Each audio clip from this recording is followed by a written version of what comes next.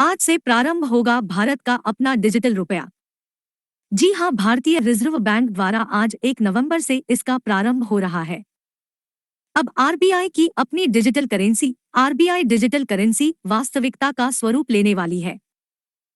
Reserve bank of India RBI 1 नवंबर से wholesale transaction के लिए डिजिटल रुपए की शुरुआत करेगा। वर्तमान में यह पायलट प्रोजेक्ट परीक्षण के रूप में शुरू होगा। थोक खंड होलसेल ट्रांजैक्शंस के लिए होने वाले इस परीक्षण में 9 बैंक सम्मिलित होंगे।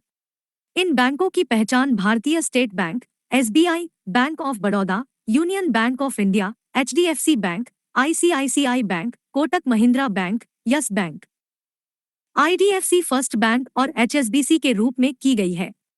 आरबीआई की डिजिटल मुद्रा में सौदों का निपटान करने से निपटान लागत में कमी आने की संभावना है। इससे पूर्व आरबीआई ने सेंट्रल बैंक डिजिटल करेंसी के बारे में पेश अपनी संकल्पना रिपोर्ट में कहा था कि यह डिजिटल मुद्रा लाने का उद्देश्य मुद्रा के वर्तमान स्वरूपों का पूरक तैयार करना है। इससे उपयोगकर्ताओं को मौजूदा भुगतान प्रणालियों के साथ अतिरिक्त भुगतान विकल्प मिल पाएंगे। सीबीडीसी किसी केंद्रीय बैंक की तरफ से जारी होने वाले मौद्रिक नोटों का डिजिटल स्वरूप है। दुनिया भर के केंद्रीय बैंक सीबीडीसी लाने की संभावनाओं को टटोल रहे हैं। इस क्रम में भारत सरकार ने वित्त वर्ष 2022 से 23 के बजट में डिजिटल रुपया लाने की घोषणा की थी। डिजिटल करेंसी के लाभ यह है कि देश में आरबीआई की डिजिटल करेंसी ए-रुपी आने के बाद आपको अपने पास कैश रखने की जरूरत नहीं होगी।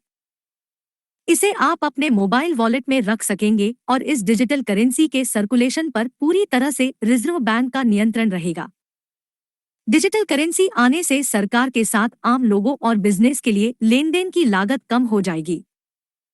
अभी तक जिस डिजिटल लेनदेन को हम करते हैं वह केवल ऑनलाइन लेनदेन है। इस पर लेनदेन के नियम तो आरबीआई बनाता है, परंतु नोटों की छपाई भी होती है, अर्थात जितना भी रुपया सर्कुलेशन में डिजिटल या वास्तविक रूप में होता है उसके समतुल्य नोट भी छापे जाते हैं। परंतु एक बार आरबीआई नियंत्रित डिजिटल रुपए के प्रारंभ हो जाने से जिस मूल्य के रुपए डिजिटल होंगे उतने नोट आरबीआई द्वारा छापे ही नहीं जाएंगे। इससे नोटों के छपाई, उनके रखरखाव इत्यादि पर होने वाला व्यय भी कम हो जाएगा। आप यह न सोचें कि नोट पूरी तरह से समाप्त हो जाएंगे। अभी यह केवल एक प्रयोग है। प्रयोग के परिणाम नोटों के डिजिटल स्वरूप का भविष्य निश्चित करेंगे। मुद्रा एक बड़ी शक्ति होती है जो सरकार के द्वारा नियंत्रित होती है। आर्थिक और अनार्थिक दोनों गतिविधियों में ही इसका प्रयोग होता है।